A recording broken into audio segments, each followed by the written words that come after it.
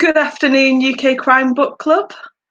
I'm delighted to introduce the man that I have mithered to get him here. It wasn't hard to get though. David Blake comes to talk about his fantastic books. So, hi, David.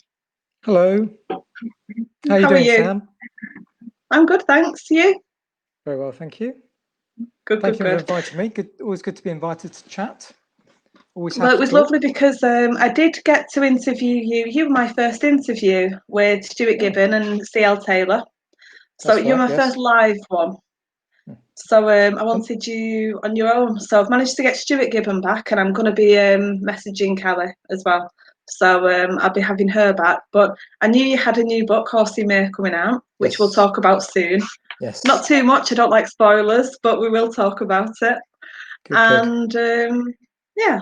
So you just been to? Did you just go to Norfolk for a holiday? I did, yes. Went back for a sailing holiday, just only for a few days, but it was really nice to go. It had been a long time since I'd last been, and obviously the whole place is the inspiration for my stories. And I hadn't been for 9 years, and I couldn't believe how long it had been. So all the stories I've written so far had been based upon memories I'd had from those 4 or 5 sailing holidays that I'd had before. And so it's really, really good to go back, and it's given me new inspiration for the book I'm now writing, the new one, which we might talk about later. But it was great to be back in a sailing boat on the Broads with all the things going on that I'd almost forgotten about, how to rig the boats, how to sail them, all the different things that you generally just forget about. So it was really good for that reason. And I've already started to use some of those new recollections in the latest book in the chapter 1, because it was so inspirational to be back there again. And it also reminded me just how much I love the Broads. It's such a magical place, and I really do. I think anyone who hasn't been to the Broads, go. It's just magical. It really is. Really nice place. Well, that comes across really well in your books, definitely. But I am surprised that the locals don't run you out of town when they see you coming. Well, it's funny because I rocked up to the post office where John Tana first arrives at the Broads, and it's where he goes into the post to ask for directions. And I met the guy who owns the place, and he said, "Oh, you better watch out. The girl who was in early, she's gonna actually she wants to hit you," because I apparently described this girl who was very similar to the girl who actually worked there in not a delightful way, and she wasn't happy at all. So yes, you could be right. You could Maybe be right. you need a disguise. You need like a low cap and. Well, I was wearing a hat. Didn't work. I'd recommend you do every time you go back. Yeah, next time. Yeah. Nice that you had a But it good was good. holiday though. But the owner of the bookshop had read all the books. He said, "Oh, I really enjoy your books. They're really good." Fantastic. So that was good. So it was good stuff. Yeah. That's always nice when they're happy to have you there. Yeah. So before we talk about the Tana books, tell us a little bit, because I've actually got a list at the side of me. You write crime fiction, crime comedy, space adventure comedy, and romantic comedy. So Horsey May was book 18. So you're quite a busy boy. Well, I started writing comedy 4-5 years ago now, and that was my first love. I've always enjoyed British comedy, right from when I was a Give us kid an back in the example. Who have you enjoyed? 70s. Well, just I think my first ambition was to be able to write just stuff for like the Monty Python. I mean, just all that stuff. I just loved it. I mean, the first film I ever saw on a VHS recorder. Oh, I remember those. Was Yeah. back in the day.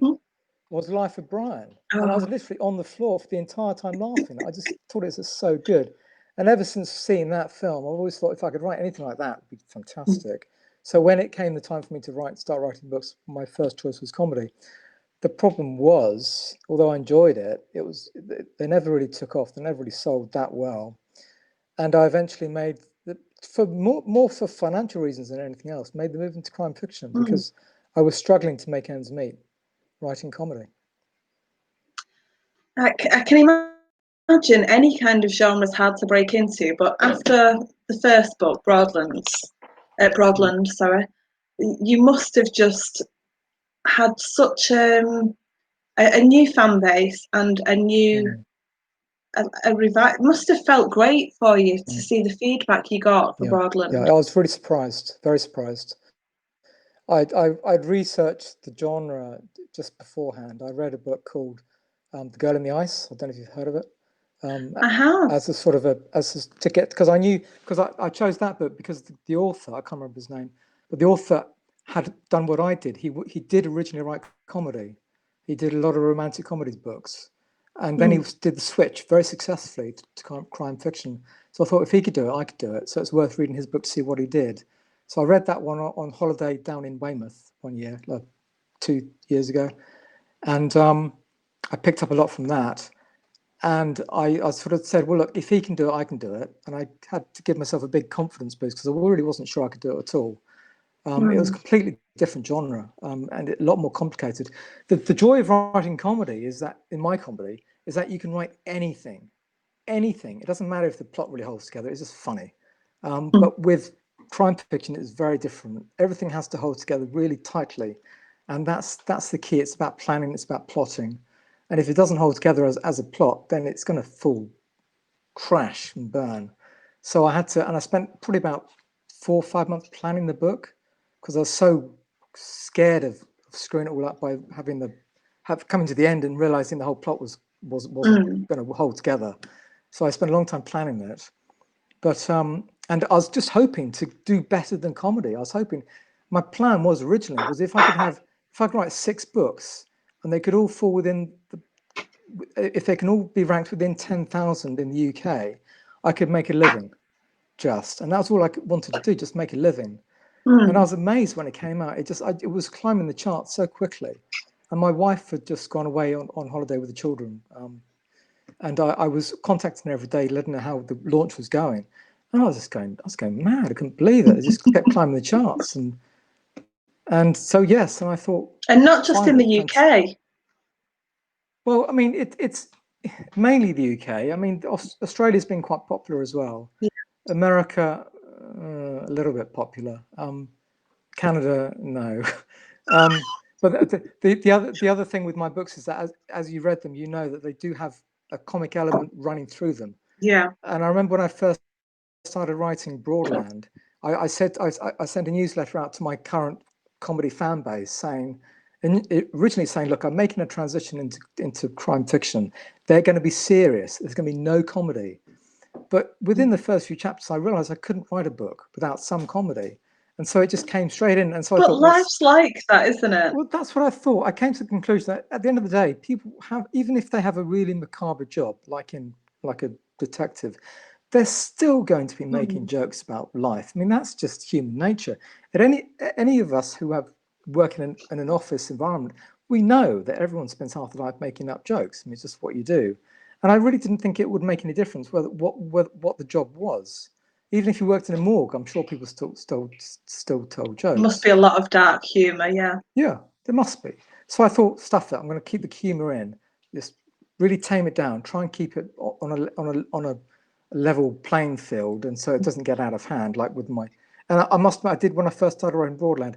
The story was in places becoming a little bit farcical, so I had to really tame it down because I was so used to writing fast, pure fast, that I had to really tame it down to make it, keep it on the ground. But with this very slight, gentle comedy going on, mainly between the two characters of Jenny and Tana, which I think worked well. But I know that in some countries like America, Canada, they don't get the humor. They just don't get it because it's very subtle. And they just think these people are having these weird conversations and it doesn't make any sense. So I've never done well in America, but that's fine. Whereas the Brit in me sniggers at things, the little snide arguments between them and the generous amounts of eye rolling. And I don't know that that's really written in, but that's how I feel. That there's a lot of eye rolling goes on between. They are a terrific couple. I'm gonna go to the feed. We've got a lot of questions already. So Caroline Maston, hi Cal, one of our admins. She says, hi. She's just read St. Bennett's. It was fab. Loved it. How much research did you do for it? Wow. It was a while ago. It Do was you a while remember? ago, and it's funny because I revisited one of the main church featured in the book. I visited deliberately last weekend, because I really couldn't remember what I it was thought you like. told me you didn't work on holiday. Well, I did. Yeah, I mean, it's hanging out with the kids, but it's a great church because it's got this tower that you can, up until very recently with the COVID-19, you could before then actually climb to the very top of, and it's got about 150 steps, and it's a medieval tower, so it's really old. So it's all based around that. But the research I did for that was mainly it wasn't research of me going there. It was research of me remembering it from my previous holidays and from doing various research using online stuff. Like I watched a YouTube video of a family who went to the top of that tower using a camcorder to film the whole thing.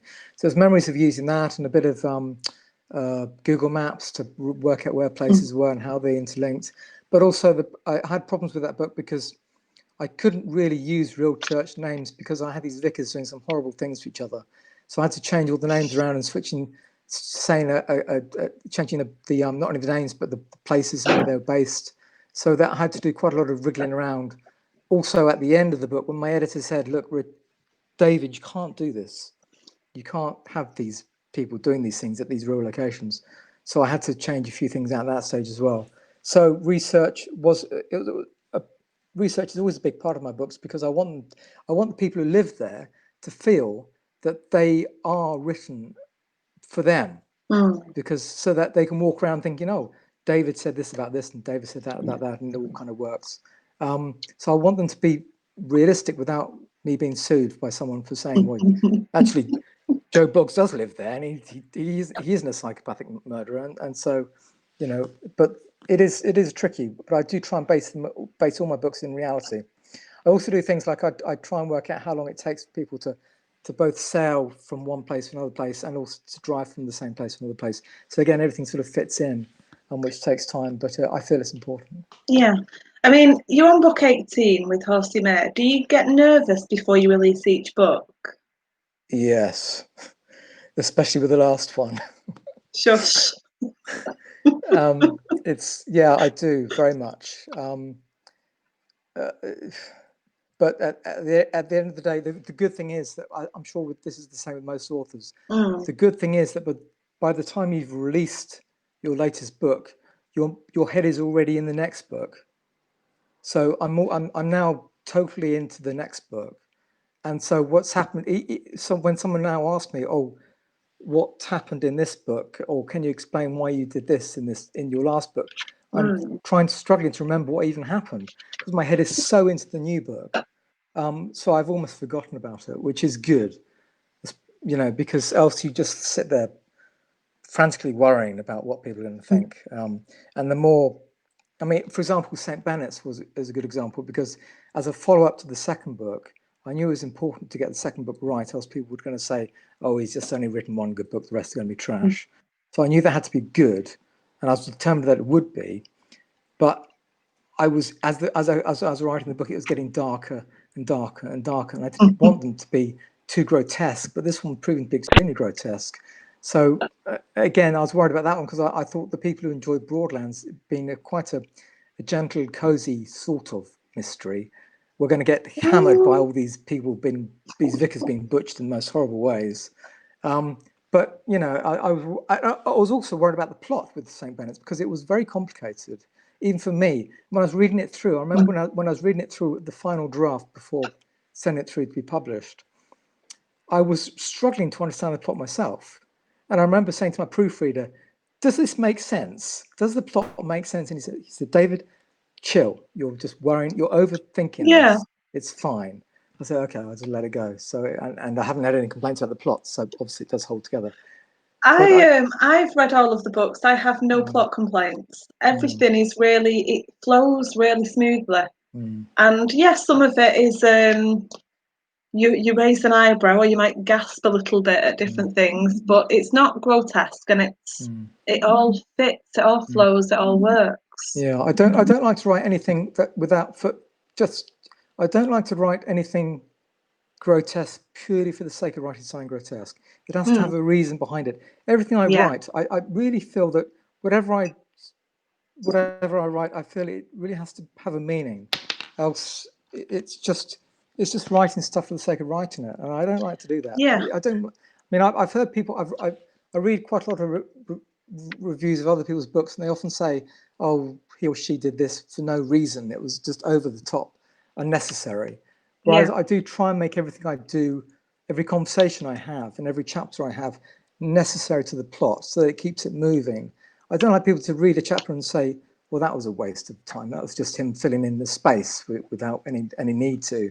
So I like everything that happens, I want it to happen for a purpose. And if that means having someone die in a certain way, it has to have a reason.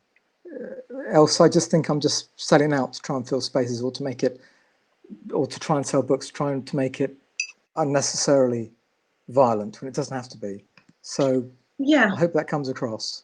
It really does. I mean, I've sought you out for an interview, so you know how much I love your books.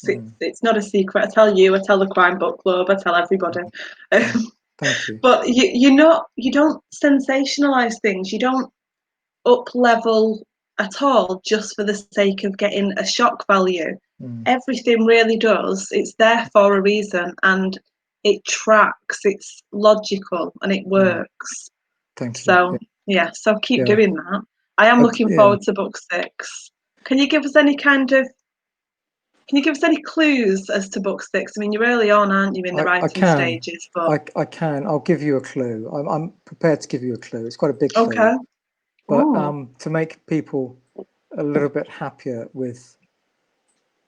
No, just do you know what? Shall we change the subject? If I give you a clue, it's going to ruin the ending. So I can't. No. I'm sorry. Horsey Mare is so good. Yeah. I'm not going to talk about book 6. Actually, let's move on. Sorry. So, okay. Have you? So you live, I believe, London. Do you live in London at the moment? London, yes, North London. Okay. So, have you ever lived in Norfolk? I haven't, no, but I really wish I did. Every time I go there, I keep thinking, oh, I start going on the right move, looking at properties and saying what I can buy. It's just so did you holiday there as a child, or how did you come to discover Norfolk? I got into sailing in a massive way when I was 40 years old. I'm not entirely old around now. When I was, I've always, looking back in my past, I had a lot of crap jobs when I was young, a lot of crap jobs. And one of them used to be cleaning boats. I'd cleaned boats for 3 years on the Thames. And during that time, I just got into boats. I thought, wow, wouldn't it be great if one day I could actually afford to buy a boat or live in a boat or do something with a boat? And it gave me that sort of sailing boat bug thing. I've never been able to get rid of it. And I started to learn to sail in a dinghy when I was 40 years old. It's probably sort of a midlife crisis sort of thing. And I started mucking around in dinghies and stuff at that time. And my intention was always to do more sailing. And when my kids were old enough, I took them sailing to the only place I knew where I could take kids safely sailing, which wasn't the North Sea or anywhere. It was the Broads. Because I hope it wasn't the North Sea. Well, I mean, a lot of people do take their kids sailing out into the sea, and I think that's just not safe. Just for me personally, I'm sure it's fine, but so I took them to the Broads. My stepfather recommended it, and it was just so magical. It was such a nice time. And although we crashed a few times and made a few mistakes, trying to work out how these old-fashioned boats work, we had a great time. And we went back next year, and then the next year, and the next year, and I just thought, if I was ever going to write a detective series, it would have to be based here, because it's not just magical; it's spooky. I mean, when you're in the middle of the Broad, in the middle of the night, and the mist is rolling in, and you can see an old cross up there and an old castle over there, and there's no one around, and you hear a distant boom of a bittern. It is a spooky place. It really is quite magical. So yeah, if you haven't been, go. It's just amazing. It's actually on my list. I also have it was a Mark Billingham book called The Bones Beneath, and he set it in North Wales. Bardsey Island, but we drove down and we should have looked before we went, which I will do before I go to Norfolk, because the fog and the mist was so thick we couldn't see the island, but it had that kind of atmosphere that I imagine you're going to get in Norfolk. Yeah. I mean, it's something very special about it. It is. I mean, especially. I mean, the St. Bennett's is a good example. It's right off the river, and anyone can see it as they sail or boating past. And in the evening, the mist descends on that place, and it really is quite spooky. The whole place, and the whole story was based obviously around that area, but the setting was so easy to write about because it is so spooky. Lovely spooky, it really is. Kaz has asked quite a few questions actually. Are there more hints at witchcraft or Satanism, other esoteric things in other books? So I know Kaz has started reading some. She's not up to Horsey Mere yet. I've told her to read them in order, which I would recommend. I do like to have an element of that in all my books, although I never let it go all the way down that route of being, I like to have a hint of it, because I know I also like to have a hint of horror in all my books, just to. I mean, I think it depends how it comes across to you as a personal reader. Well, I like to have a bit of the occult, a bit of horror, just as I like to have a bit of comedy, and a lot of drama. I just think it adds to the. I mean, when you have a place as spooky as the Broads, you have to have something like that, and it does run through everything. I mean, you know from reading Horsey Mere that there is a theme of witchcraft that does run through the whole book, but it's not full on. It's just a thin veneer of witchcraft. I never at any point say that witchcraft is real or that it's actually happening or you can cast a spell. But you don't say that it isn't, and I think that's really important. Yes, but I say there's the undertone of it and that it could be happening, without me actually saying it does happen. Because I think if I said that it was real, if I said that any of this stuff was real, then my books suddenly don't become realistic crime fictions anymore. They become science fiction or true horror, which they aren't. They're supposed to be based on reality. But we shouldn't forget that as a nation, the occult and witchcraft. Another thing I like to base my books on is history. And again with Horsey Mere, the history I discussed at the beginning is real. I talk about the Witchfinder General, which is real. It's a real man based in East Anglia, who worked heavily in the Broads, and he did try and execute hundreds of so-called witches. So that was all real, based on history. So I do like to try and bring in an element of historic fact into all my books, if I can. So again, to base them, to keep them level on the ground, and not so they become things of pure fiction that you think, it's just not going to happen. That's just unbelievable. But although obviously the stories, it is fiction, and the stories aren't. I don't want to write real life stuff because it'd be boring. So they are fiction, and obviously I'm sure that people understand that. But I do like to have the occult and that spread through all my books. I did love the opening to Horsey Mere. One of the initial scenes is two young boys kind of bickering and three. There's young boys, three, yeah. As soon as I said it, I thought, no, there's a third one. And so there is an innocence to you looking through young eyes and seeing it in a different way than an adult would. And I think that's a really important thing at the beginning of the book. Yeah, well, I'm a child, so it's easy. I'm going to go on to Kaz's next question, which is, you're not afraid to go dark in your novels. Is there anything you wouldn't write about? Well, I really don't like the idea of writing about cruelty to animals. I would never do that. Or children. Yeah. I'd like to keep children out. I as best I can. I mean, you mentioned just now, I do involve children. It's not the same though, is it? It's showing that there's children in the world. It's not kind of a graphic thing. But saying that, the next book Oh does no. involve just, I couldn't, anyway, but we'll see. Shall we move on? I mean, I'll put that in context. I was right when I was writing Horsimere, I said to my Facebook group, I'm getting a lot of swear words in here, a lot of F words, and I really don't like having too many F words in my books because I don't think it's necessary. And a lot were creeping in, and I said, look, I've got to have to cut some of these out because it's too much, even for me. And so, fortunately, when I got to the editing stage, I was able to cut a lot of it out, just to have a few at the key points, which I think is important. So I think the same with this one. Although I've got a plan to have things happening, I'm going to try and tame it down so it doesn't upset anyone, because I'm a parent, and the idea of anything happening to my children is just a big no-no. I could never write about it. I could never do that. So I'm going to try and tame anything I have down so it isn't an issue. But yeah, those two things: cruelty to animals, things happening to kids, I can't write about. I'm not saying that it's bad for other authors. I know what authors do. A lot of authors do, and that's fine. But for me, because I've got kids and I'm they're very special to me. The idea of writing about things happening to them, I just would find that very difficult. And I've got to tell you, as somebody who reads a lot, I mean, obviously, I read as many books as possible because I get to interview authors, which is fantastic. But as somebody who reads so many things, I'm really thrilled to hear that you're not going to do that, because it means that I'm never going to have to kind of skip past any bits, which I'm loath to do, but sometimes it's necessary, I think, for the sake of one's sanity, when you read as much dark crime as I do.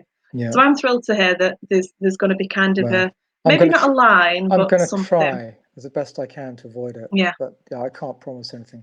I definitely don't want anything involved. I definitely don't want anything involving hurting animals, because I've got 2 cats and I just love them so much. And I could never have anything happen to them. It's the same with kids. So it's just one of those things. I think adults are fair game. Any adult's fair game. But kids and animals, it's just not. So Adults that behave the way your characters do are definitely fair game. Yep. yeah, well, yeah. We're all for that. Yeah. Kaz wants to know, would you write books set outside of Norfolk? Crime books? Well, I did venture out of Norfolk. I think it was in Moorings when I had my characters going down to the River Dart in Devon for the end of that book. So I'm not afraid to wander out. But these books are definitely set in Norfolk, and I mean, even for the one coming up, which is called The Wherryman. I originally was thinking of having that set in North Norfolk until I mentioned it to my to my Facebook club, and they went, "No, that's a really bad idea." So I said, all right, I won't do that. That's fine. So it came straight back down to the Broads again. But all my I like them to these ones for now. Are definitely going to be set in the Broads, and I just might venture out occasionally. I mean, I often venture out to Great Yarmouth, which is on the east coast, which isn't on the Broads, but it's just so close, and it's a big city town that things tend to happen there quite often. But all the main action always will take place in the Broads. It's just one of those things. If I write another crime series, I think that can happen outside, but this one is going to stay in the Broads. So your beta readers for your Facebook group, do they know what you're planning to write as you go along, or do they just kind of get an idea at the end? No, I don't tell anyone what I'm writing, not even my family. I don't. Okay. I just keep everything very, very quiet. I keep it all to myself. I mean, that instance came up was because I was showing that within the book cover, which was at that point named. I was asking them because I used a name that didn't exist. I've made up a village name that didn't exist. And I said, what do you think? I've never done this before. What do you think of using a name of a place that doesn't actually exist?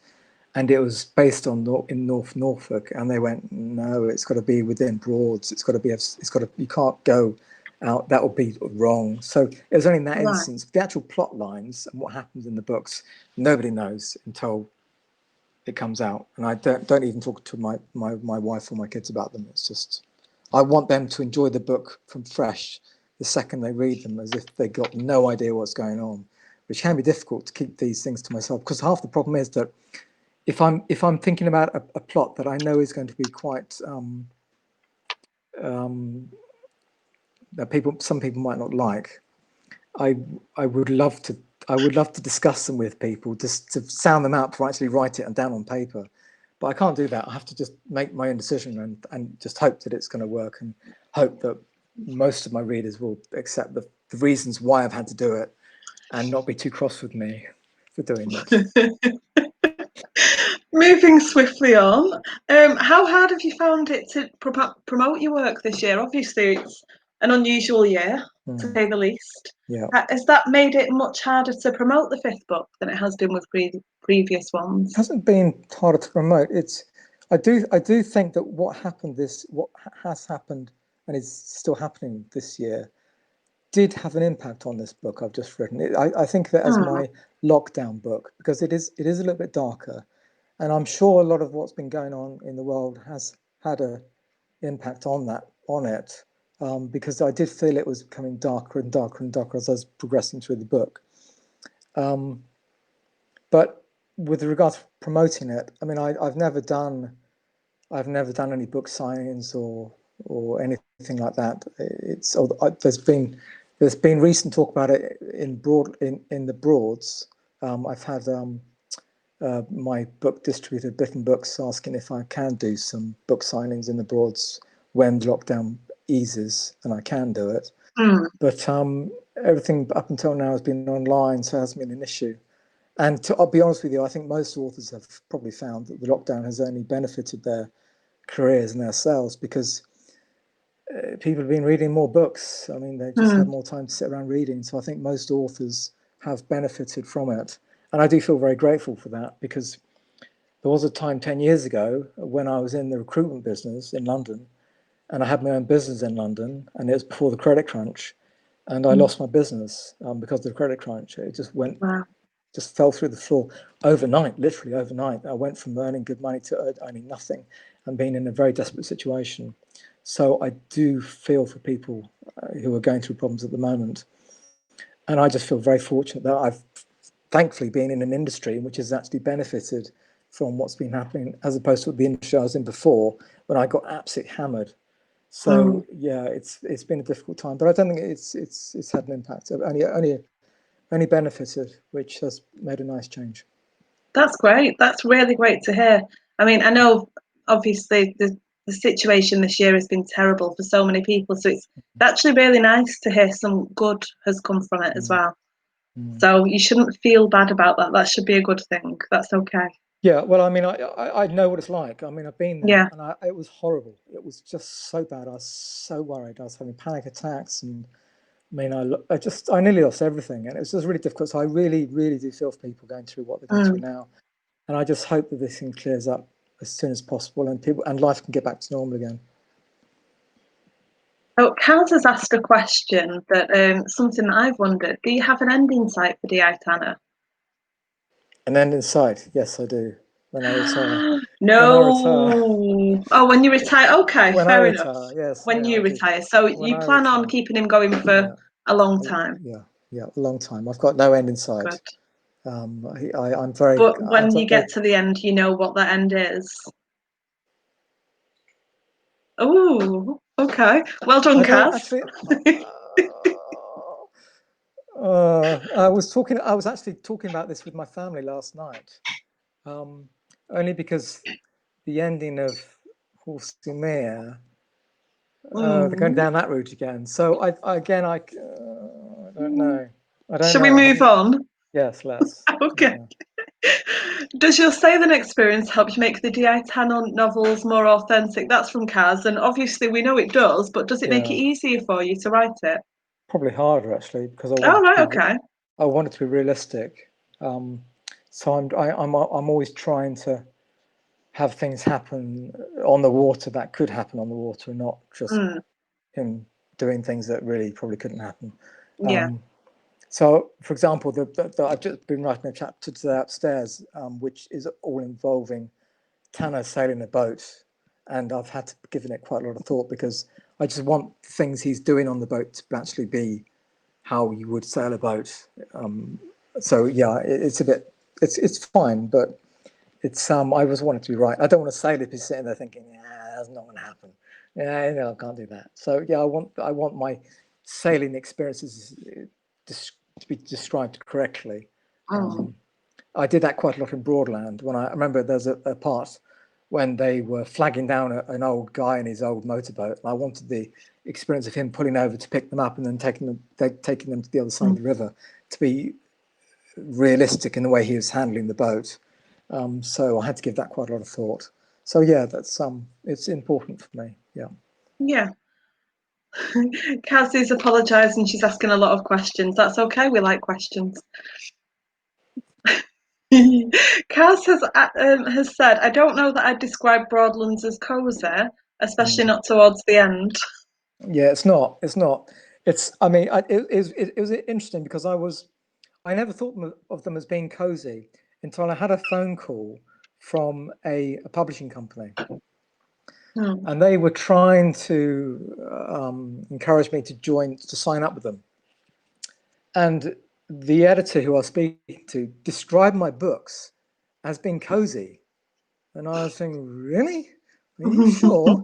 And this was a massive publishing company. And she was describing them as being cozy. And she had read Broadlands, and I was thinking, it wasn't cozy at all. So I thought, well, if she thinks it was, then maybe it was. So I've now described them as being dark cozy, because I'd go with that. Yeah, because they are set they do follow some of the lines of being a cozy. In fact, in the way they're based within a small, tight-knit community. But beyond that, they probably aren't cozy at all. So I've had a new genre of them being dark cozy, which is my new genre, which I sort of stick to. I like that. Yeah, I've stuck it in the description of all my books, and I've had no complaints except one. No, so, just the one. So it should be all right. Just one person who said, she said, I'd never read a cozy book, but I love your books. So it seems like a compliment, so that's good. As long as they're described as dark cozy, I seem to get away with it. Yeah. I think dark cozy is pretty fitting. Yeah. Yeah. Kaz has written, you have the fab Kath Middleton as editor. How is she to work with? We find her tricky to manage over in the UK CBC. I really wish I'd have started. Now, I know she reads your books, not necessarily an editor, but if I'd have read that through first, I think Kaz has just got me into trouble. Maybe wouldn't have asked that. Kath doesn't describe herself as being an editor. She's just got a really good eye for picking stuff up. Yeah. And she's invaluable, absolutely invaluable. I'm sure a lot of authors on the UK Crime Club use her. Yeah, we all sing her praises. Yeah. She's fabulous. Yeah. And she doesn't take any payment, and she works really hard, and she picks up so much stuff. Yeah. And she's willing to give up so much of her time. And I'm not sure how I could function these days without her. Even if I have a question about something, I can always shoot her over an email. She never says, "Oh, I've got time for this." She's always happy to help. So she's really. But so at the end of the book, and you chuck over the manuscript to her, and it comes back with these pages of notes, and she's done it all for nothing. You think, "Oh my God," and she picks up so much stuff, and gives so much. I mean, St. Bennett's, for example, she gave so much input into how I needed to change it to make it legal. It's just really useful. It's just so useful. Yeah. She's fantastic, and we have discussed book 5, Horsey May, this week, because she told me when I said that I was getting an advance copy, which I'm really grateful for, thank you, because I was really excited to make sure I had time to read it before I got to interview you. She said something to the effect of, "Hold on to your hat, it's quite a roller coaster ride." And then once I was kind of messaging her at different intervals, which we won't discuss because I wouldn't want to give any spoilers, but I did message her at points that I was like, "Oh, okay."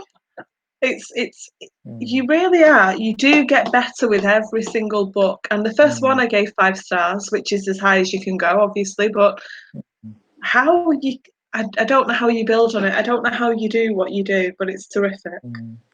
Well, I think every author must have the same feeling of mild trepidation when starting a new book, because when the one before was successful, because there's always that thing in the back of your head saying, you've got to make this one better, because your readers expect it to be, they might not say it, but I'm sure your readers expect it to be at least as good, if not better, than the last one. I mean, it doesn't matter what it is, whether it's a James Bond film.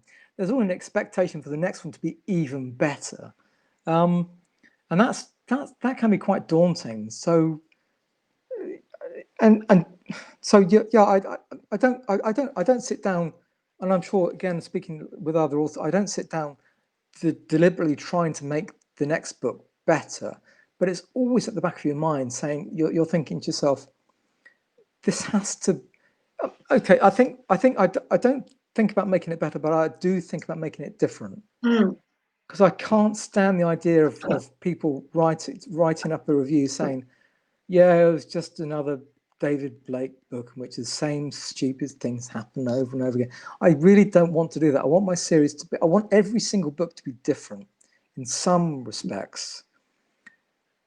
It is funny, that does lead on to the fact that you don't have a formula. I am surprised every single time.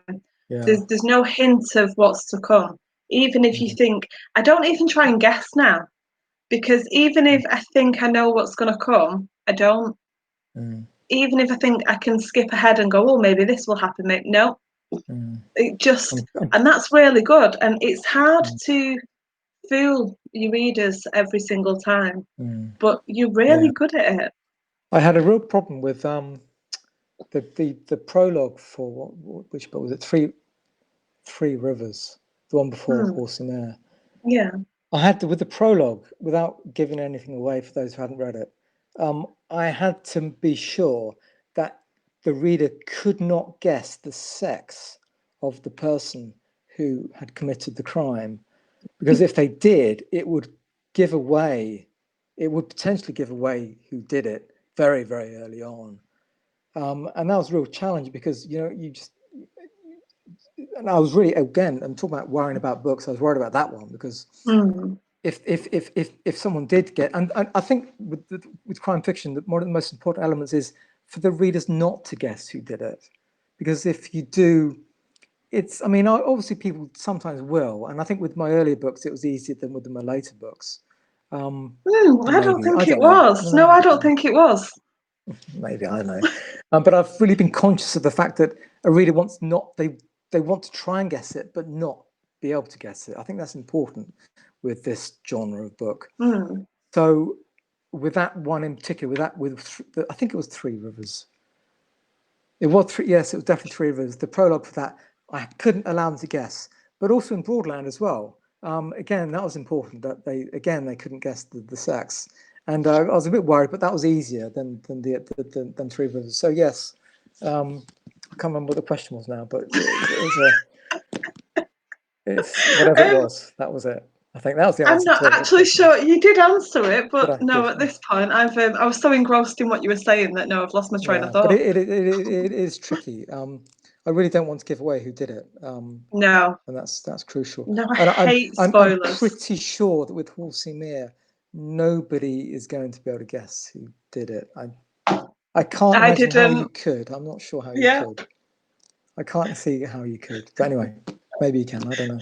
No, I did not. And there were so many. It's really hard to talk about any book, isn't it? Especially one that you've loved so much, without giving anything away.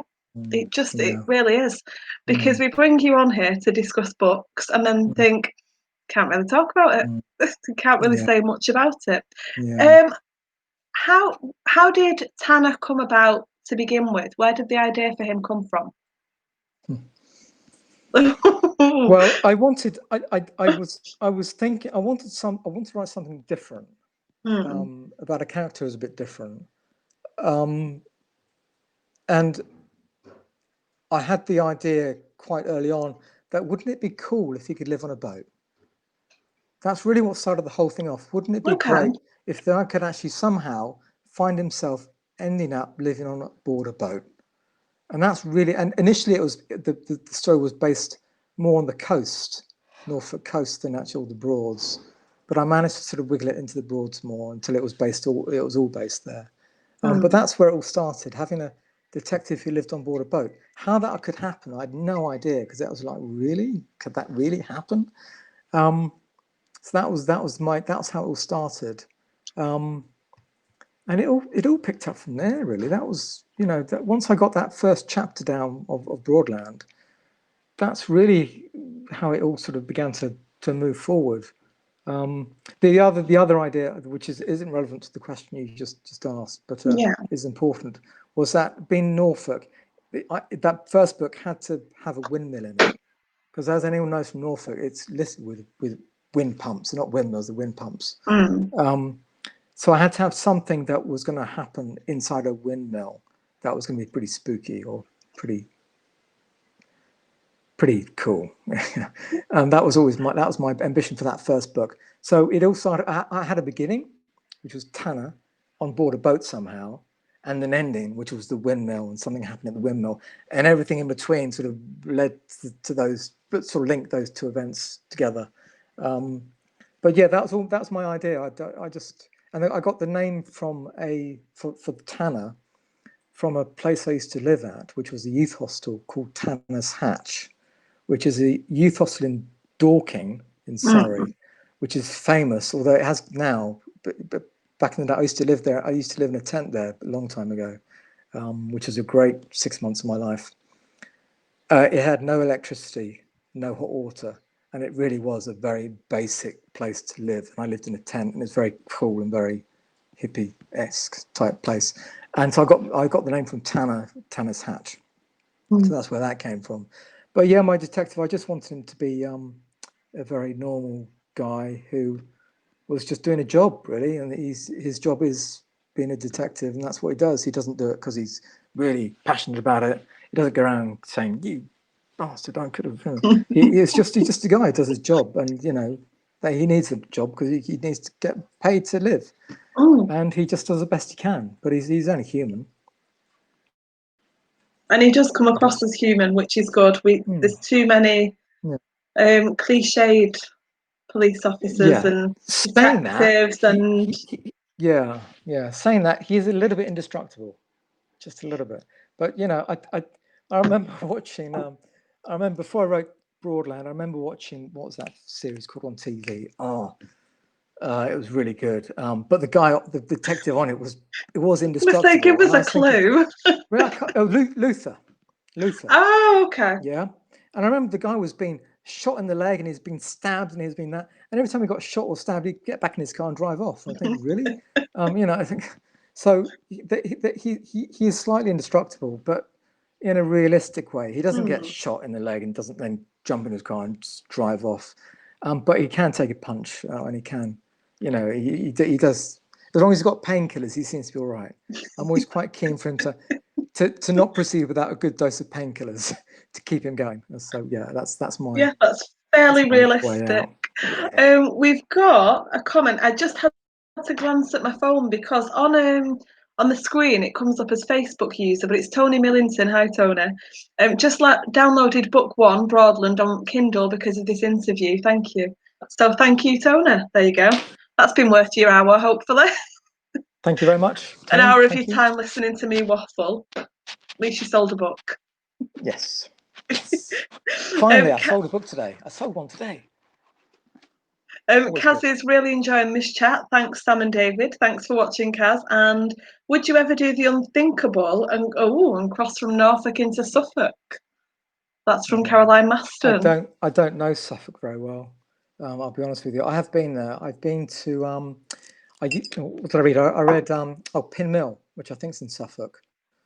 I've been to Pin Mill. No idea. Sorry. Which is a setting in one of Arthur Ransom's books. Do you know Arthur Ransom? He wrote Not read, but yeah. Swallows and Amazons. He wrote some really good books. I love Swallows and Amazons, and he's written Coot Club, which is set in the Broads, and another, the Big Six, set in the Broads. And the Pin Mill was a book based in Suffolk. The book is called We Didn't Mean to Go to Sea, which is another really good book, based around Pin Mill. But I don't know the area that well, so I wouldn't want to write about an area that I've only been to a couple of times. I feel I know the Broads quite well, but Suffolk is a bit of a mystery. So no, probably not. Have you taken inspiration from real life events, news, things that have happened in the news that have been big things? I don't want to give anything away, but Yeah. I really wish I could take that question back because it might give something away. But do you take inspiration from things that happen all over the world? Let's be broader with it rather than... Yeah. Yes, a tiny bit. I try not to, but it's hard to, I mean, especially with what's been going on recently, to not have your writing affected by things going on around you. But yeah, I certainly take I certainly take ideas from things that have happened in the media or in my life in the past. It might not be the recent past, but certainly in the past. Certainly some stories from in the newspapers, definitely. And I remember I've had a few remarks about from my first book, Broadland, about the guy. I mean, I think I can give this away. It's not too much of a, well, maybe it is. I don't know. It's difficult Shall to I know, just really. move us on again? Well, yeah. I mean, but yes, I think I do. But it's not. I don't try and. I think anyone would struggle not to, really. How about character names? So you've explained where Tana came from. How difficult is it to come up with memorable character names? I must admit I cheat massively with names. I use a, what's it called? I use a website which generates random names, and I just pick through them carefully to find one that suits the character. But that must still take some time, though. I'm always getting in trouble, massive trouble, because I pick a name when I start writing the book, and as the character grows and develops, the name doesn't suit the character anymore, and I have to change the name halfway through. And then I come to the end of the book, and half the book's got one name with the character in one name, and the other half of the book's got the other character in the other name. And I'm thinking, God damn it, I've got to find all those names and change them and correct them.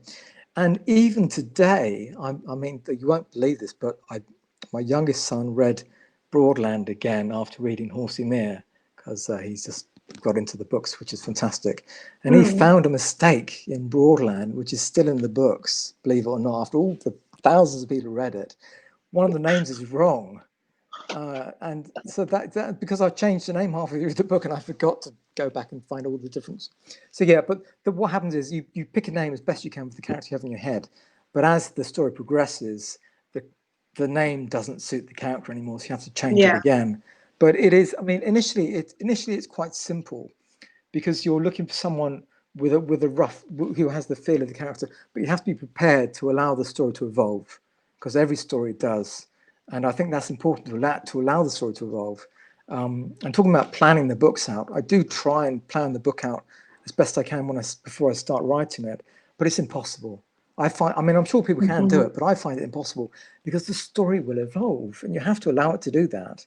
And so the best you can do is, for me, the best I can do is have a beginning, middle, and a vague end, and what's sort of going to happen during the book, and then don't get too stressed about sticking to that, and allow it to just grow and develop and change direction and move around as you write it. And the same happens with the names of the characters. So it's a tricky one.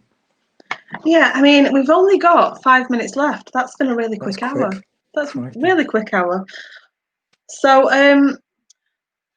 we've kind of covered most things. Do you have your covers to hand to show off? Yeah, I've got the last chat we had. I didn't have this printed, but that is the. Oh no, you didn't. Yeah, that's true. That is the current one, and I really like the cover of this one. I do. Who does the covers? They are fantastic. Me. Oh really? I used to be into graphic design, so I've really enjoyed doing this part. But I always try and I find an image that can spread over the whole thing, not just the front. I love the way that it just wraps around like that. It's beautiful. I do that with all the ones. The Broadland one, again, the same. So that will wrap around, if I get that right, all around the back. The St. Bennett's is a more spooky one. So again, that wraps around like that. Maureen's was, I try and get them all different as with the books. The Maureen's, They are all different, but they all, you can tell it's you as they well. have the same feel about them. Yeah. Which again's important. Yeah, definitely. Three Rivers. I struggled with this one. I changed the cover just before I launched it, but that was. See, now Three Rivers had been my favourite one, but I think with each book I've gone, oh, that's my favourite now. Oh, now it's this one. Thank you. And now, now Horse to Mare. I love that again. I showed it to you. Yeah. I love that. Really nice. There you go. So have you already got an idea in mind for the cover for book 6? I do, and I've finished it already. Like I get a lot. Okay, to finish off, I get a lot of inspiration from the cover and the name, a huge amount. So I come up with the cover first, and that just it's like when you're a graphic designer, you have an image board or a mood board, and that gives you ideas for different things. I tend to use my cover as a mood board to give me inspiration for where I want the book to go, and it really helps me to just lay things down. So yeah, the cover's done. It's around somewhere. If you have the digital version of Horsey Mere, then it's in the back of that. You'll see the cover in the back of that for the next one. See, I'm intrigued now. I've got quite an old Kindle, but you don't have it. Oh no, I don't do it I gave you the advanced version. You did. So, yeah. Yeah. So yeah, I'll have to I'll stick it on my download website. the other one and have a look. No. If you go to my my Facebook group, you should find it somewhere. I'll stick it up there. Again. Well, thank you so much. We're literally a minute away from the end. That was very quick. It was really fast, but thank you so much for agreeing to come back and letting me grill you for an hour. It's my pleasure. I've thoroughly enjoyed myself, and hopefully you'll come back again for book 6. Absolutely, yes, of course. Do you have a kind of a publication date in mind? Nope. Fair enough. If I can, I mean, ideally for January, February of next year. That's what I'm aiming for. I doubt it will be sooner. It takes me ages to write these things. So about 5 months. How long is it roughly? 5 months. I don't think that's ages. I think that's quite fast. Some authors out there who I know quite well write a lot quicker than that. And I'm really jealous, but I can't do it. So it's 5-6 months for me. No, I think that's great. 5 or 6 months. I think, I would be downloading very quickly each one. So with the amount of authors I have to read, I think you have to give me a little break in between, make me wait just a bit. Good stuff. Okay. Well, thank you very so much, Sam. Really very grateful for being here.